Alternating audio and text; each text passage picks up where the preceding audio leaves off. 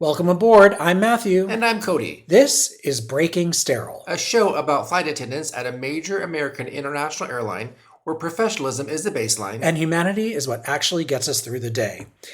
And this show is about the part of the job that lives just outside the announcements. The part where you're exhausted, proud, frustrated, grateful. Sometimes all on the same leg. Sterile exists just for safety. And this show exists for everything else. Hi, Cody. Hey, Matt. How are you? Surprisingly rested.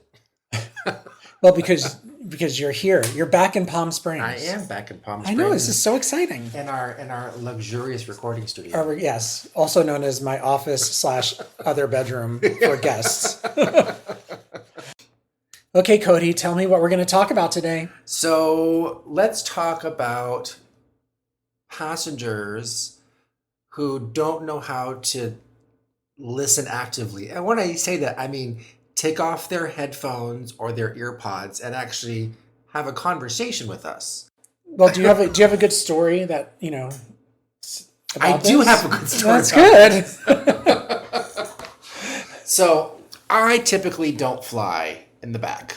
Ooh. Meaning, I don't fly the aft galley position because I just can't be bothered. I just can't be. You don't like doing the galley setup? I don't like doing the meal cart.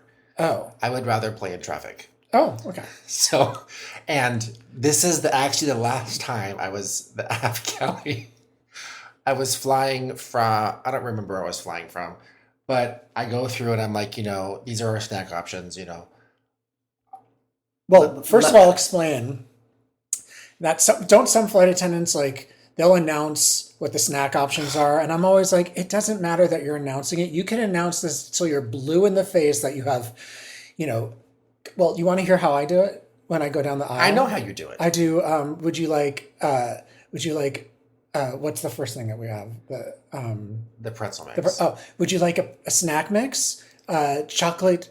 No, I'm doing it wrong because I say, would you like a snack mix, chocolate quinoa cookie crisp, or a stroopwafel? That is so many words. I know. And the reason I say snack mix is because we were told as flight attendants to only use the words snack mix, because if we say, do you want pretzels, where the expectation is that the bag is of pretzels, but the bag is actually not of pretzels. It's a snack mix which contains pretzels. So the company wanted us to be more accurate with our verbiage that we use. Do you know about that? Yeah, I do. Yeah. Do you do that? Nope. You just say pretzels? Yep.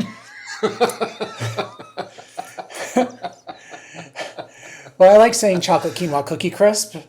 See, I can't. I find it really relaxing and fun to say it 300 times as I go down the aisle. And it pertains to the fact that people are wearing their headphones. This is what we're talking about. And so I feel like I have to say it a lot of times, and I totally hijacked your story, but it's okay. So I feel like I have to say it a lot of times in order for the person in the row behind the person that I'm speaking to hear what I'm saying. So if I say it loudly enough, they still don't listen.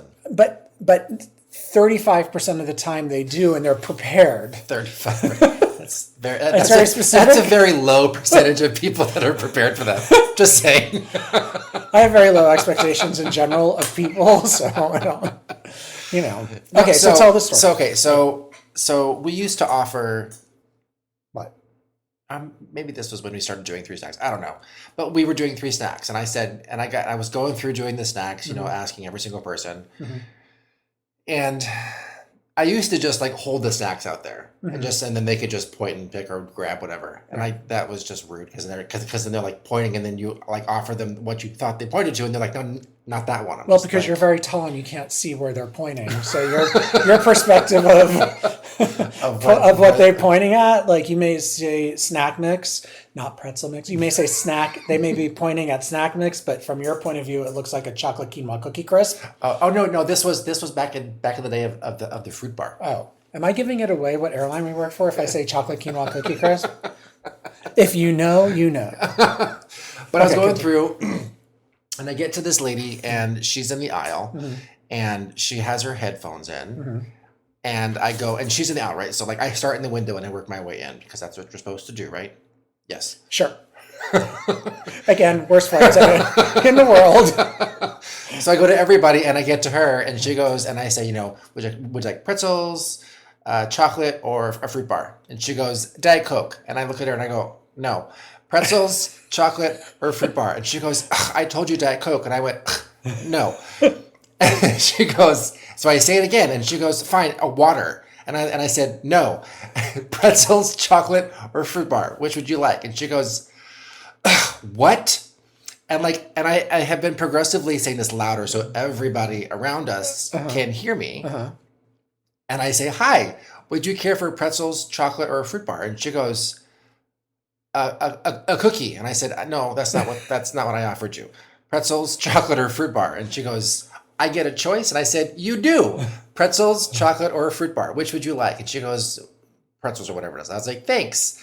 And she walked and I walked. And like people are like chuckling around us because they're all hearing us and hearing what's going on.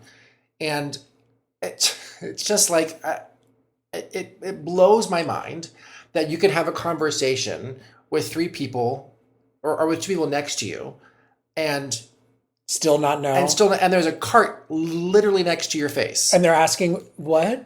Yeah. Like, what do you think what? Right, and instead in the nicest possible way, right, like, and instead of them like taking a minute to look up at you, they just go, "Oh, you're here with the cart, so clearly it's beverages. I'll take a Diet Coke." Right, and they don't give you or you're talking to somebody and they have their earpods in, and I have another one. The other day, I was coming back from, I don't know where we were, doesn't matter, and I was handing out the snacks, and this lady, I get to this lady, and she goes, and I said, "Hi, would you care for pretzels, chocolate, or fruit, or a stroopwafel, whatever?"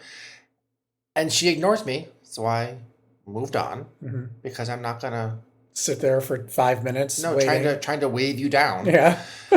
So I go to the next row and I see her out of the corner of my eye, like looking at me like, oh my God, you missed me. Yeah. And so I continue finishing what I was doing. Yeah. And she pushes her call light. And I was like, yes. She goes, you skipped me. And I looked at her and I said, no, ma'am, you ignored me. Right. I asked you twice. You said nothing. I moved on. Oh, okay. Yes. So it happens a lot. It happens every flight, single day, every single flight. At least, I would say at least 5 times. Yes. Or we go through with the food, and then I'm on the drinks cart, and I'm going, and someone says, "Oh, can I have whatever hot food that you were selling, or a snack box, I'm like, they literally just passed you 2 minutes ago. Asking you if you wanted anything. And then it's always the thing that sells out. So it's like the waffle, like if it's a breakfast flight, we have that syrupy waffle thing. Yeah. Sandwich, which is delicious. It's so good. So it's the syrupy waffle sandwich. Right. All sells out, right? And so, and then they're upset that it's sold out, but they were 100% asked at the time when it wasn't being sold out. Right. Well, also, and then there was another, the other day, I fly a lot. I fly a lot more than Matt does. Okay, just make me feel bad. It's probably why he doesn't know certain policies. But I was asking people what they wanted for their beverages, and this couple was they were seriously, literally right next to me. Like, right next to me. And they were asleep. And so I was making the drinks for the people across the aisle for them. And they woke up and pushed their call light. I'm standing directly next to them, Matt. They could have just asked you. They could have just said, I'm so sorry you missed us, or we were asleep, whatever. And I looked at them and I was like, what? I was in a mood. And I was like, was that necessary? I'm literally next to you, ma'am. And she's like, well, I didn't know if you saw me. And I was like, you could have just said, use your words. Right. I appreciate that you didn't touch me, but you could have just been like, hi, can we get a beverage? Right. Something. Right. And she just passively aggressive. Ding. And I was like, what? People are funny. They are. I mean, I don't. I mean, those are my. I mean, I tend to be kind of snooty when I'm on the car. But here's the thing about the earbuds in general is, first of all, they don't attach. You can't hear the announcements. So, which is so crazy to me. Which is in a serious sense, if something is serious like turbulence or the seatbelt sign comes on, all those people who have their own who are listening to their own music aren't hearing the captain's announcement, the flight attendant's announcement. They're not hearing the bell, so they don't pay attention to the seatbelt sign being on. They get up after sterile, go to the bathroom. We're still in our seats because we're climbing out of Salt Lake City into the mountains with giant amounts of turbulence, and the captain's made an announcement saying don't stand up. The flight attendants have made an announcement, don't stand up. And what happens after the double ding? They stand up and they come to the bathroom and they're surprised when we say the seatbelt sign is on. Right. Well, and also it's bumpy. It is. And I just had the ability to listen or to use our Bluetooth enabled TV screens on a non-ref flight that I recently took. Oh. And our non-descriptive, we don't want to give away what airline that was. Okay, go. But yes. I paired him and I had him on and I was watching a movie during boarding, which is great. Yeah. But the announcements don't play over your headsets. They don't? No. I wish they were more aware of their surroundings, like, because I feel like they get into a zone and they're watching, whatever, the Survivor or America's, well, that's not on anymore, but like RuPaul's Drag Race, and they're all very into it, and then they just aren't paying attention to what's happening around them, and that is actually dangerous. And I noticed that when I flew back from Denver to home the other day, how many people weren't cognizant of like the announcements, because I was non-revving, and how just no one's paying attention to the boarding announcements, so they're putting all this stuff up in the overhead, and they're still wearing their headphones when the plane parks, and the overhead bins are opening, and no one's paying attention to each other. And I'm looking at the chaos going, this is worrying. This isn't safe. This is bad. Like if we need to get customers off of a plane very quickly, I am, between you and me and the 100 million other people who are maybe listening to this, hopefully, one day, it is a little worrying that they're not paying attention. And as much as we want to take care of you and make sure you have a pleasant flight and everything's comfortable, you as customers have an obligation to also keep themselves safe. And I don't think that they always understand what that means. Right. I think when you're on a plane, you have to be aware of your surroundings. You have to be aware if you have to get off the plane quickly. And once you're in the air, go ahead, tune out from everything. But also be aware that we're coming down with carts with food and drink. And those carts are heavy. And if you don't say something to us, we're going to move on to the next person. And, if you want something, of course you can ring the call bell for us, but just like help us out a little bit here. Right. And I also, you made a good point about the safety of everything, right? Was it last year when that Japan Airlines A350 crashed because they hit another aircraft in Haneda? Oh, the little Coast Guard aircraft? Yeah. That's got sucked into the engine? No, it just got run. No, because the engine is so big on the A350. It didn't get run over. It got... Anyways. Okay. Anyways, so that aircraft essentially completely burned. Yes. Right? The little one. No, the 350. Oh, right. It was completely burned. Yes. It was because it was the new composite airframe. Made out of toilet paper. Right. I mean, essentially, like if you look at the airframe after they put it out, it's completely gone. Yeah, it's melted. Right. Yeah. But every single passenger got off that aircraft. Yes. Because of the flight attendants. Yes. And it's moments like that when you look at yourself as a flight attendant and go, I have to do that. Right. Right. And I hope to God the passengers are going to be receptive to that. Right. You know, I mean, just like the Asiana plane that crashed in San Francisco, they Yeah. got everybody off that plane and no one got hurt Right. or no one died except the person that died on the Right. ground. I know. But you know, it feels like a lot of our domestic passengers are too involved in their devices They are too involved in their devices, but I also think during yes, times when they need to not they be. need to not be, because I know. those are the times when most of the accidents are Yeah, occurring. and we all need to pay attention. Right. I know. I mean, just like when you're going through and you're doing your exit row briefing with the passengers, you go, "Hi there, person," and or what I do is I go, "Hey, everybody in row, whatever that is," I just have to have your attention for just a second, and then I go, and then if they have their ear pods in, I tell them to take them off. Of course, they have to take them off. Because like sometimes like with my ear pods, like there's like a. Oh, but the only way that you know that they're listening is if they take them out. Yeah. And so like I'm just like I make this like motion with my hands to like take your ear. The miming motion. Yeah, like take it off. Yeah. And a lot of the times they look at you and they roll their eyes, and I'm just like, there's a reason for that. I mean, I obviously don't tell them this. Right. But there's a reason that we do this, because I just want to make sure that you're aware. And I know that a lot of people that sit in the exit row sit there a lot. Right. So they're all used to that briefing, and I get it. Right. Um, But we're responsible for making sure that everybody in that exit row is aware of that they're in an exit row and that they're capable of performing exit row functions. And the only way we can know that that's possible is by getting a positive response from the customer saying that, yes, I agree to all this stuff. Right. Which is, it's just a way for us to, make sure that everybody's safe again. And it's kind of, if you're sitting in an exit row, you have that responsibility. And, most 85% of the time, everything's fine.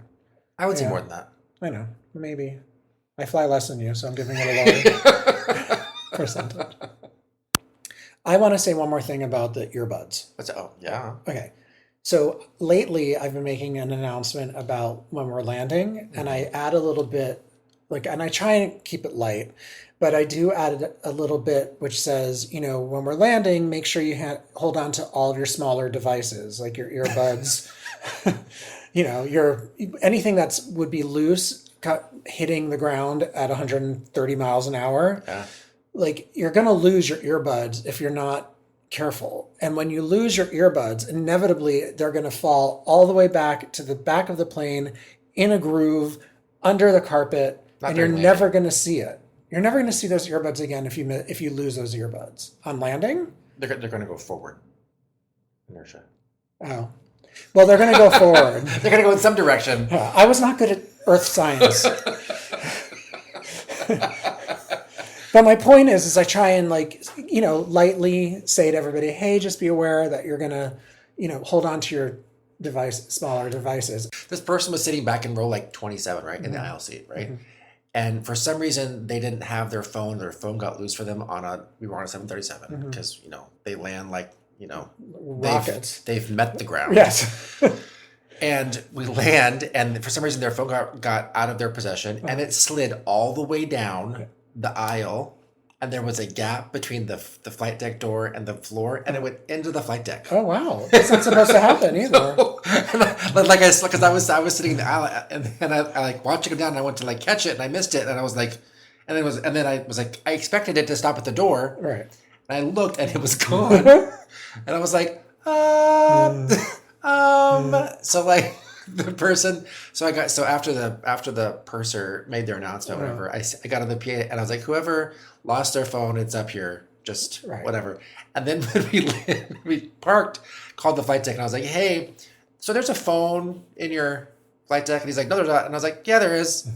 And he looked, he's like, oh, there's a phone in here, and I was like, yeah. Came to the door, he's like, that's weird, and I was like, yeah, it is, but just can I? If you can open the door, that'd be great. Yeah. What you can. I have an oblivious customer story just recently. I'm going to try and remember this correctly. So we took off. We were told to stay seated. Heavy turbulence coming out of Denver. And Shocking. And double ding.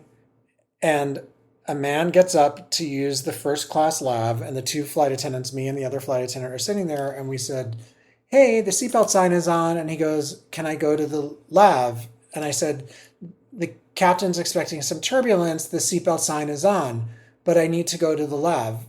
It's like, okay, well, the seatbelt sign is on. There's only so many ways I can say it. But the thing is he didn't ask me, he didn't sort of have a conversation with me about it. He still had his Bose. I remember they were Bose headsets. They were playing music, and he was talking at me. I thought I was having a conversation with him. That's the point of this thing. Oh, yeah. I was not having a conversation with him. He had his music on and was talking to me like I was understanding what he was saying, and he was understanding. It's impossible to have that conversation because he's not really listening. Right. And so he finally took off his Bose headset and said, what? Like that? And I was like, what? Because I was confused because I thought we were having a conversation. And I was like, the seatbelt sign's still on. He's like, oh, okay. I said, there's going to be turbulence, so the seatbelt sign is on. So he went back to his seat, which was fine. It's just a weird thing to again, not be aware of your surroundings, walk through the cabin with the headphones on and the music on. You're not the only person on the plane. Well, and I will say that, going off of that is that, when we're at the door saying hi to people or even saying goodbye to people, people have their headphones on and then they don't even acknowledge you. Like you could say, hi, how are you? Or welcome aboard. And I mean, for the most part, everyone knows what you're going to get said. Right. What someone's saying to you, right? Yes. Yeah. Even if you have headphones on. Right. And someone could look you dead in the eye. 100%. And you could say, hi, welcome aboard. Hi there, how's it going? Whatever variation of hello that you want. Yeah. And they will look you dead in the eye and keep walking. Yes. And as someone that's at that door all the time, that is like... It's very disheartening. It's disheartening, yeah. and I will look at them and go, how's your day going? Right. Are you having a great day? Yes. How is this the first day of your... whatever, and I'll have a conversation with them to see if they catch on. Right. And the person behind them typically is watching all this and hearing all this. And then when they walk away, I'll go, have a great day. And then the person's either goes, I'm so sorry, whatever. I'm so sorry for my husband. They'll apologize for them, or they'll laugh and they'll go, wow, that's crazy. I'm like, yeah, I know that. And then I typically go, just like every day, right? And we do, because we do try and make a connection with everybody. We do. I mean, I think it's also it's a safety thing. If I'm up front greeting everybody, I am saying hello to everybody to make sure everybody's okay as they get on the plane. Right. Because if you're drunk, if you look sick, it gives the customer a moment where they can be like, you know what, actually, I'm not feeling very well. Right. That happens more often than people would realize. And that is a great opportunity to be like, okay, why don't you have a seat right here? And then, or why don't you come into the galley? Let me get you some water. Something. And then something to make sure that they're able to fly, because you don't want to be stuck in a tube over the Pacific Ocean and them getting sick. Right. Which, happens all the time. It just happened to me. I know. It happens all the time. Just happened, not to me, but there was... No. There was somebody and they got sick and they were like, well, should I fly? And I was like, well, that's up to you. I can't tell you if you can fly, but... No, I always say, no, you should not fly. No, but I looked at them and I was like, we're going to be over the ocean for 5 hours. Yes. Please if you don't think that you're good, right. Don't just stay here. Do you walk through the terminal and before you get on the plane? People? Yes. No, but look and see everybody and No. See, I just did it, and I'm glad I did it the other day because I was in San Francisco and someone was acting just not normal, like kooky pants. And I said to the gate agent, I said, is that person on our flight? And she goes, yes. And I went, are you sure? Are we sure that we want that person on our flight? I don't know that I want that person walking on the street. I don't, there's something clearly, unfortunately wrong. Let's nip this in the bud before they get on the plane. And they, sometimes people get it and sometimes people think it's too much extra work, but we are dealing with the general public. It's not every person who buys a ticket should be on the plane.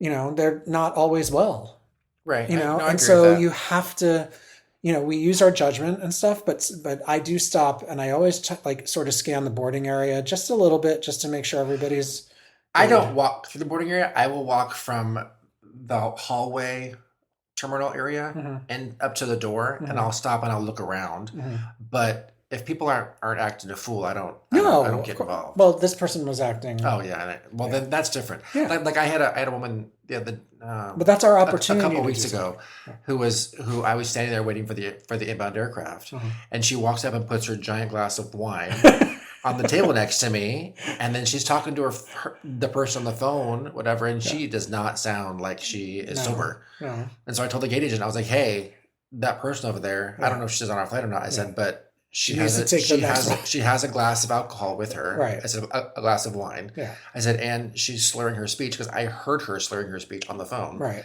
I said, so let's have a CSR talk to them Yeah. before she even gets down the aircraft. Yes. Let's try and get this. And then she wasn't even on our flight. So, but I think the point of all of this is it's like we want everybody to have a pleasant flight, but the reason I say safety is our job is because these are all safety situations when we're talking about not paying attention, or we're talking about you're on your earbuds and you're not paying attention, or you're looking at your phone and you're not paying attention.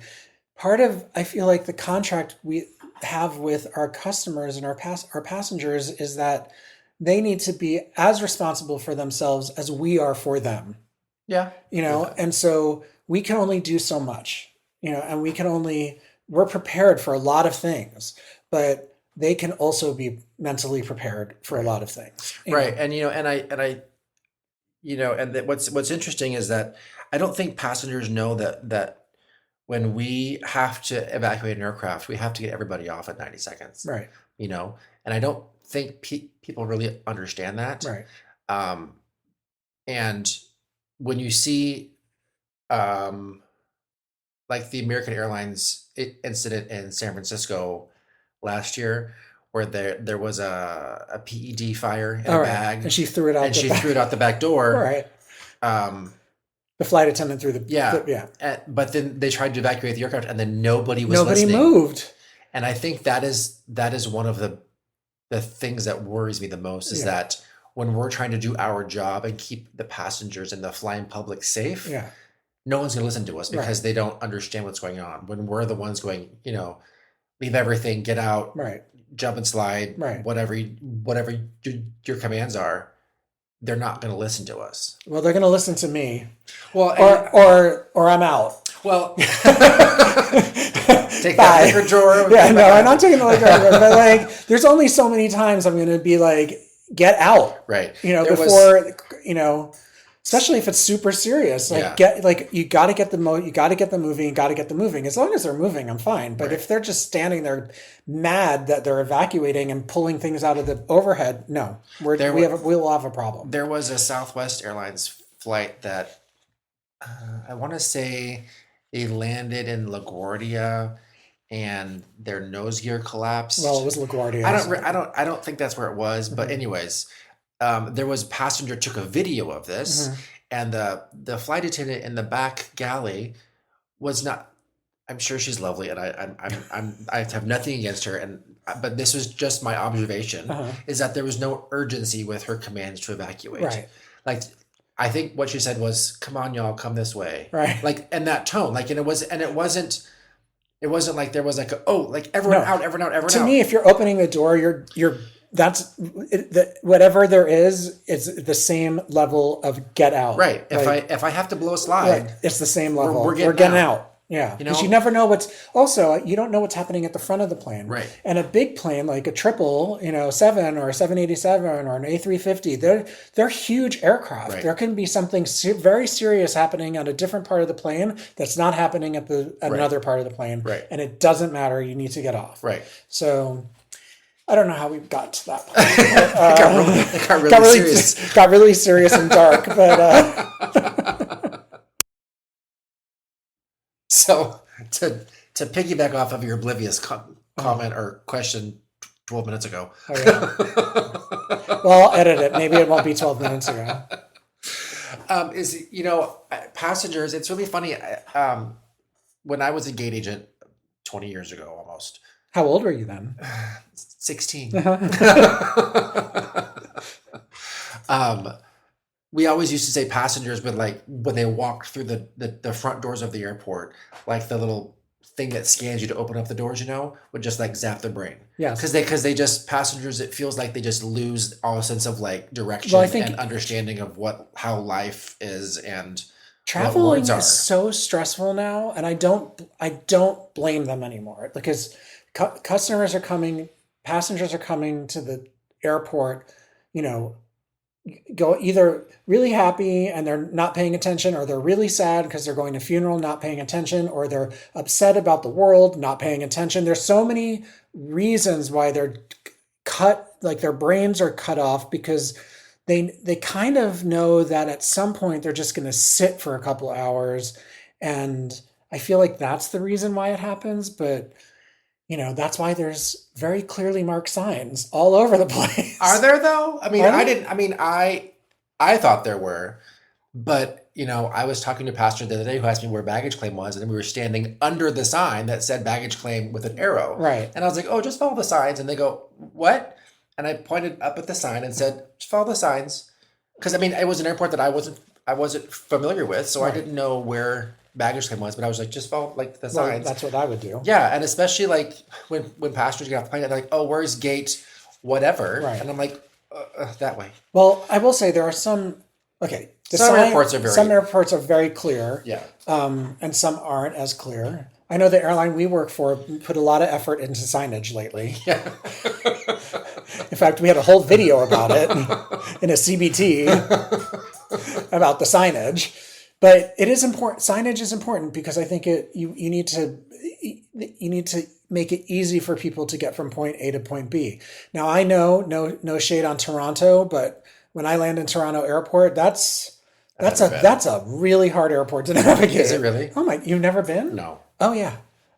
We're even just for us to get to the plane, like the flight attendants, it's always like, where are we going? What escalator are we on? There's so many escalators, and also because there's so much customs and weird stuff, but it's not easy. I don't know. Does anybody else agree with me out there? People can put it in the comments. Put it in the comments. Or email us at breakingsterile@breakingsterile.com. Yeah, and it's when I was a gate agent 1,000 years ago. Yeah. I was working at the gates, and the flight was delayed. This is before all the stuff that we have now, right? So like you didn't know that your flight was delayed until you saw it on a departure screen somewhere, or someone said it, right? And so I was sitting at the doing something on the computer, whatever, and this passenger walks up, and our flight was delayed like 3 hours. Right. And she was, "Is your flight delayed?" And I turned and I looked at the sign, and it said delayed until whatever time. Right. And I looked at her and I was like, apparently. And she goes, "What do you mean?" I said, "Well, the sign says delayed." Yeah. She's like, "Okay, so what until what time?" And I like turned and I looked at the sign again, and I was like, "Until 12:40." Right. She's like, "Okay, so what time will it get us there?" And I was like, "Probably 3 hours later." Right. And she's like, "Okay." And I'm like, and even now as a flight attendant, whenever we're delayed, people are always like if we're delayed an hour, I'm like, and they go, "Well, what time are you getting in?" And I was like, "Well, probably an hour later." Right. You know what the worst is when we're delayed, and if everybody had, like, a majority of people have the app, and you start hearing ding, ding, ding, ding, right. ding, ding on the phone before you get that. And I'm like, "Oops, something's happening. happening. We're clearly not leaving right now." Yeah. or you start getting call lights because people are going to miss their connection. We're not the connection gods. No, we don't have an 8 ball. We don't have an 8 ball. I mean, we kind of do because of our app. Well, we can tell them, like, if they're going to make it or not. Yeah, well, but sort of. But generally, it's. I mean, changing things and letting the company know that they're delayed. It's like they know that you're delayed because they've just told you you're delayed. There's algorithms. There's people who are watching all this stuff. They are paying attention. I think the other thing that's interesting, though, and I don't blame airlines for this necessarily. I mean, part of me does feel that these companies are very big, and so it's very hard to manage this. Yeah. But in general, they do try to keep everything on track. it's very hard to do that job. And things, we do have meltdowns occasionally, very rarely, but it happens. But I think, especially at our airline, I think we actually do a decent job of, redirecting. It's just, I always advise people to take the first flight of the day, because that's if something goes wrong, you're more likely to get to your destination that day than having to, wait a lot longer later in the day. Yeah. But and I say that as somebody who usually deadheads or non-revs on the first flight of the day. So I'm hoping not everybody takes my advice, because I need to get to Denver. And I will say that when things happen, Yeah. passengers who fly a lot, Mm-hmm. as well as passengers who only fly once a year or once or twice a year, they have the same travel issue, where I get it. They want to get from point A to point B, or point A to point C, as quickly as possible, right? And so they only book that minimum connection of 45 minutes. Yeah, don't do that. Well, if something happens, Right. you You're only have 45 right. minutes to They're play not holding with. the plane for you. Right. Yeah. Unless it's the last flight of the day, or there's a lot of people on that connecting flight, you're probably not going to make it. I think when you make a reservation, somebody who doesn't know isn't paying attention to that. Right. But this podcast is to help educate people sometimes. And let me tell you, if you have less than an hour for a connection in general, it will depend on the airport and the size of the airport, whether that's a good idea or not, I think. Yeah, and 100%. I think that, like, some of these bigger airports, it's not a good idea. And especially if you're going from domestic to international on a different international airline. Right. So our last topic of this wonderful podcast of Breaking Sterile, which millions of people are listening to. And if you want to make a comment, you can go to Breaking Sterile at breakingsterile.com, or you can go to our website. I don't have the address. Or you can go to, our Instagram page, which is Breaking Sterile Podcast, and you can message us. Yeah. And then can't they comment on the podcast? Yes. On the Spotify and Apple and all them? I guess, but I don't know if we get that message. Oh. I'm talking about like direct intercommunication with our fans. Okay. Because we have 82 fans right now. So hey! Hey! Two of them are my parents, but and two of them are us. Okay. So the last thing I want to talk about is pets, animals. Like iguanas? No. Oh, like where? No, pets in cabin. Oh, okay, gotcha. Why people, when people bring on animals onto the plane. So like service ponies? But we don't do that anymore. Okay, so in general, I don't think most airlines do it anymore, right? So it's really just dogs and cats at this point. I don't know if a cat can be a service animal on our airline. No, just a pet in cabin. Just a pet in cabin. Well, they're smaller, so they fit under the seat. I have seen some pretty big cats. I have seen some pretty big cats. I actually don't mind an animal. I love a dog, and I actually don't think we should even have service dogs anymore. I think we should just allow everybody to bring their dogs on. I will say, whenever a passenger comes on the plane and they have their pet in cabin, whatever, I'm always like, who's that? Yeah. And then tell me, oh, this is Sam, or this is Chewy. You're like, oh my gosh, hi Chewy, how are you? And I like, I like whatever. Dogs are even amazing. cats. Yes, I have a picture. So like you're able to get. I should do a shout out. There's a woman on Facebook who creates like your IDs, like we have our flight attendant IDs, but she creates them with the dog, like Noah. My dog's name is Noah. He's a golden retriever, so I put his picture on the ID, and it says LAX based. And then the airline. And I once tried to go through TSA, and I gave them the Noah ID, and so that didn't go down well. But but my point about the pets in cabin is that in general, I'm usually fine. I do worry about large animals and people bringing larger animals on, and just I want people to be aware that the comfort of the animal might be more comfortable if you do buy a second seat, if you have a bigger a bigger dog. It's just a nice thing to do as well. But I understand not everybody can afford it, blah, blah, blah. But, Yeah, and I will say with like pets in cabin, and it's well, I will say with service animals. Yeah. Sorry, not pets. Yeah. Service animals, is that people try, and I know that's getting a lot harder now because our airline has a vetting process for Do they? service animals. They do. I mean, You have to send it in and do the whole shebang. I know, but you could, okay. Again, it's in a perfect world, they're vetting everything, Right. whatever. But I will say that sometimes people get through and their dog is not potty trained, is Right. not, leash trained, is they Right. bark, they growl, and Right. service animals can't do that. No. I mean, I know that service animals have, they're still Right. dogs, right? So they obviously can't tell someone when they need to use the restroom. Right. But, there was a passenger 6 months ago that the flight had to be diverted because think it was on- they're quote unquote service animals. Was it on Delta? I think it was on Delta. They had to, no, they had to. Oh, yeah. Oh, no, that was a sick animal. Yeah, no. That just happened. No, there was two service animals. I'm using air quotes. Yeah. Sorry. One day we'll graduate to cameras. We're just not ready for that yet. And both of them pooped in the cabin, Oh. and they had to divert the aircraft to an airport that was not the airport of that aircraft or that airline's base or station, and they actually had to cancel it because it was so bad. Oh.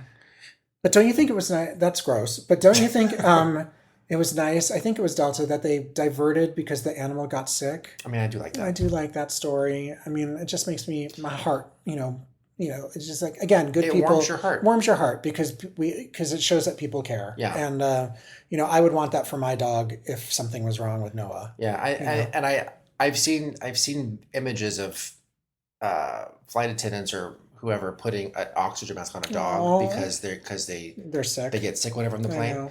And that to me is like, I would be like, it's okay. It's gonna be Exactly. But the point but pets in cabin, they usually have to be in their carriers. And that's the main thing. So just make sure that you size the carrier correctly, that you know what you're getting into when you get on the plane so that you're not stressed. We're not stressed. I've had people try and sneak animals on the plane. I think there was just a whole thing on another airline. I think it was Spirit, where they were hiding the animal. And they were trying to figure out, it was either Spirit or Frontier. They were trying to figure out if that animal was on the plane because they were hiding it.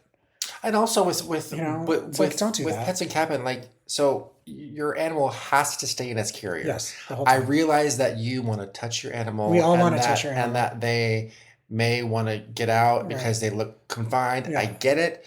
But that's how animals get loose. Yes, and it has happened. It happens all the time. Yeah, it does. So that's why they need to be in there. And you get to bring your, Noah's too big. I haven't made Noah a service. There's no, Noah. There's no way he'd be a service animal. He's like, what's going on? How are you? But there's some airlines that you can take Noah on. Yes. Like JSX, you can take him on just a normal plane. Oh, well, that's our airline of choice for Noah is JSX. Shout out to JSX. We'll be riding you shortly. Okay. Well, there you go. That was a good episode, Noah. Yeah, Noah. I'm looking. Yeah. You do such a good imitation of Noah that I don't even. But that's the end of our episode. Yeah, it was a good one, though. That was a good one. Yeah. I hope everybody enjoyed it and learned a lot. And this was Breaking Sterile. Yeah. That's our descent. Thanks for flying with us. Behind every uniform is a real human doing their best at 35,000 feet. Be kind to your crew. Hydrate. We don't just fly the world, we live in it. Sterile keeps us safe. Breaking it keeps us human.